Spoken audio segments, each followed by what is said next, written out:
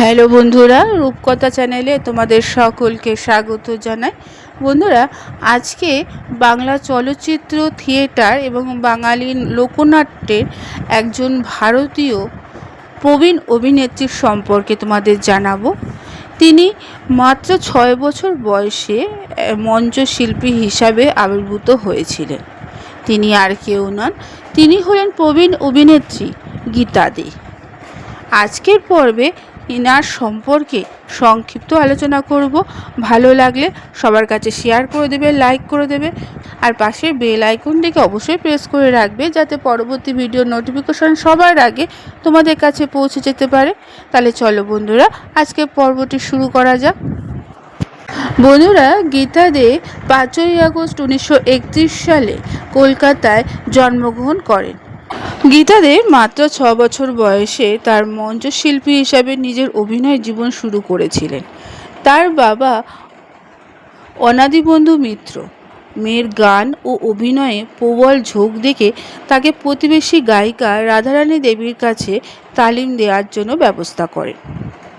তিনি অর্থাৎ গীতা দে 1954 সাল থেকে অল ইন্ডিয়া রেডিওর সাথে যুক্ত ছিলেন এবং রেডিও নাটকে বেশ কয়েকটি পার্শ্ব চরিত্রে অভিনয় করেছিলেন। তবে তার শেষ নাটকটি ছিল বাদশাহী চাল। গণেশ মুখোপাধ্যায় পরিচালিত এই নাটকটি উত্তর কলকাতার রঙ্গনা থিয়েটারে মধ্যস্থ হয়েছিল। তিনি নানা ধরনের চলচ্চিত্রে বিভিন্ন চরিত্রে অভিনয় করেছিলেন। তিনি এই সকল চলচ্চিত্রে তার বহুমুখী দৃষ্টিভঙ্গির জন্য অধিক পরিচিত। এমনকি তার অভিনয় কিংবদন্তি লরেন্স অলিভিয়ের দৃষ্টি আকর্ষণ করেছিলেন। নেতিবাচক, হাস্যকর উভয় চরিত্রেই তিনি দক্ষতার সাথে পরিচয় দিয়েছেন। মেঘে ঢাকা তারাতে ষড়যন্ত্রকারী মায়ের ভূমিকাতে তিনি দুর্দান্ত অভিনয় করেছিলেন।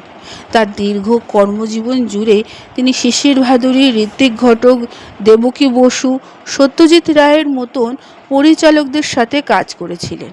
তিনি শরৎচন্দ্র চট্টোপাধ্যায়ের পরিণীতা অবলম্বনে নির্মিত সঙ্গীতভিত্তিক বলিউড চলচ্চিত্রে অভিনয় করেছিলেন, যেখানে তার সাথে সৈফ আলি খান এবং বিদ্যা বালানের মতন অভিনয় শিল্পী অভিনয়ও করেছিলেন। বন্ধুরা, গীতা দে সেই 6 বছর থেকে 14 বছর বয়স পর্যন্ত টানা সিনেমা ও থিয়েটারে অভিনয় করে গেছেন। এরপর 15 বছর বয়সে গীতা দে বিয়ে হয়ে যায়। ধনী ব্যবসায়ী অসীম কুমার দের সঙ্গে বিয়ে হয় গীতা দের। বিরাট বিত্তশালী শ্বশুরবাড়ি, বাড়ি গাড়ি, চাকর বাকর কত কিছু নাই ছিল, কিন্তু সেই সুখ বেশি দিন কপালে সইল না। নাবালক ভাই বোনের দায়িত্ব নিজের কাঁধে তুলে নিতে হয়েছিল বলে স্বামী তা পছন্দ ছিল না, তিনি মেনে নেননি। অন্যদিকে ছিল শাশুড়ি মার চক্ষুশূল। শাশুড়ি গোপনে ছেলের অন্যত্র বিয়ে দিলেন। ছোট ভাই বোনগুলোকে নিয়ে অথই জলে পড়লেন গীতা দে। শ্বশুরবাড়ি থেকে বেরিয়ে আসতে বাধ্য হলেন। একের পর এক নাটকে নায়িকার ভূমিকায় অভিনয় করে মুগ্ধ করলেন গীতা দে। সেই সময় থেকে অভিনয়কে পেশা হিসাবে বেছে নিয়েছিলেন। এত কিছুর পরেও তিনি স্বামীর পদবি ব্যবহার করে গেছেন। বিয়ের 5 বছর বাদে তিনি ফিরেছিলেন অভিনয় জীবনে। সেই সময় প্রখ্যাত নট ও পরিচালক শিশির কুমার ভাদুরীর সংস্পর্শে আসেন। গ্রুপ থিয়েটারে তখন তিনি অভিনয় করেছেন তুলসী লাহিড়ী, শম্ভু মিত্র, তুলসী চক্রবর্তী, জ্ঞানেশ মুখার্জি, কালী সরকার, কানু ব্যানার্জি, দিলীপ রায় প্রমুখের সঙ্গে। 6 দশকের বেশি সময় ধরে তিনি দাপিয়ে বেরিয়েছেন পর্দায়, থিয়েটার মঞ্চে। কয়েকশো বাংলা ছবিতে তিনি অভিনয় করেছেন। বহু জনপ্রিয় নাটক উপহার দিয়েছেন দর্শকদের। তৎকালীন তাবড় পরিচালকদের সঙ্গে তিনি কাজ করেছেন। ঋত্বিক ঘটকের মেঘে ঢাকা তারা, কোমল গান্ধা, সুবর্ণরেখা, সত্যজিৎ রায়ের 3 কন্যার সমাপ্তিতে অভিনয় করেছেন গীতা দে। অভিনয় করেছেন তপন সিংহের হাটে বাজারে, যৌতুকগৃহ, এখনই প্রভৃতি ছবিতে। অজয় করের সঙ্গে 7 পাকে বাঁধা, নৌকাডুবি, মালাদান, অরবিন্দ মুখার্জি, নিশিপদ্ম, 2 ভাই, বর্ণচোরা, মৌচাক আরও অনেক ছবিতে তার অভিনয় দক্ষতা দেখিয়ে গেছেন। 1956 সালটি ছিল তার কাছে একটি যুগান্তকারী বছর। সেই সময় প্রখ্যাত পরিচালক ঋত্বিক ঘটকের সঙ্গে তার আলাপ করিয়ে দেন অভিনেতা কালী ব্যানার্জি। ঋত্বিক ঘটক সম্পর্কে তিনি বলেছেন, ক্যামেরার ব্যবহার, শট গ্রহণের ব্যাপারে এত বড় মাপের পরিচালক তিনি আর কখনো দেখেনি। তিনি আমার জন্য বেশ কিছু ফিল্মের কথা ভেবেছিলেন, কিন্তু শেষ পর্যন্ত সেগুলো আর বাস্তবায়িত হয়নি। পাশাপাশি বেশ কয়েকটি হিন্দি চলচ্চিত্রেও অভিনয় করেছিলেন, যার মধ্যে 2005 সালে মুক্তিপ্রাপ্ত বিদ্যা বালান ও সঞ্জয় দত্তের অভিনীত পরিণীতা।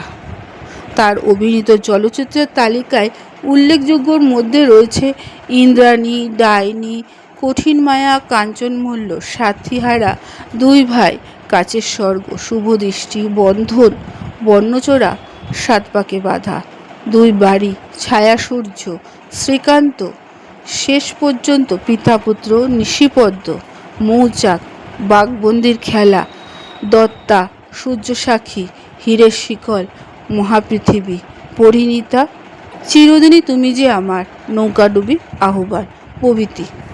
এছাড়া তার অভিনীত সিনেমাগুলির মধ্যে হলো চিরদিনই তুমি যে আমার, শ্রীমতী ভয়ঙ্করী, রাখি পূর্ণিমা, মধুর মিলন, ভালোবাসার ছোঁয়া, জীবন নিয়ে খেলা, শাঁখা সিঁদুরের দিব্যি, বাংলার বধূ, শ্রীমান ভূতনাথ, সমাধান, বড় বউ, মনসা কন্যা, অঞ্জলি, সৎ মা, এক যে ছিল দেশ, মৌচাক, মাল্যদান, নিশিপদ্ম, মন নিয়ে, চরণ কবি মুকুন্দ দাস, বিভাস, ছায়াসূর্য, এরকম বহু ছবিতে তিনি তার অভিনয় দক্ষতা দেখিয়ে গেছেন, যার জন্য তার অভিনয় দেখলে সবাই এখনও পর্যন্ত তার নামটা মনে রেখেছে।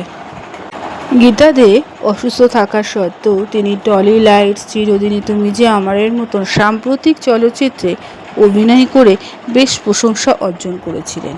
কিন্তু 2011 সালের 17 জানুয়ারি মাত্র 79 বছর বয়সে কলকাতায় তার নিজ বাসভবনে শেষ নিঃশ্বাস ত্যাগ করেন এবং স্বর্ণযুগের এক কিংবদন্তি অভিনেত্রী গীতা দে এই চলচ্চিত্র জগৎ ছেড়ে পরলোক গমন করেছিলেন। কিন্তু 1988 সালে মৃত্যুর আগে তিনি বাংলা চলচ্চিত্র জগতে আজীবন অবদানের জন্য কলকাতা বিশ্ববিদ্যালয় থেকে পশ্চিমবঙ্গের তৎকালীন গভর্নর সৈয়দ নুরুল হাসানের কাছ থেকে একটা তারকা পদক পেয়েছিলেন। তিনি বাংলা চলচ্চিত্র নাট্যশালার আজীবন অবদানের জন্য রাষ্ট্রপতি পুরস্কারও পেয়েছিলেন। বন্ধুরা, আজকের পর্বটি এখানেই শেষ করলাম। এতক্ষণ আমার ভিডিওটি দেখার জন্য ও শোনার জন্য তোমাদের অসংখ্য ধন্যবাদ।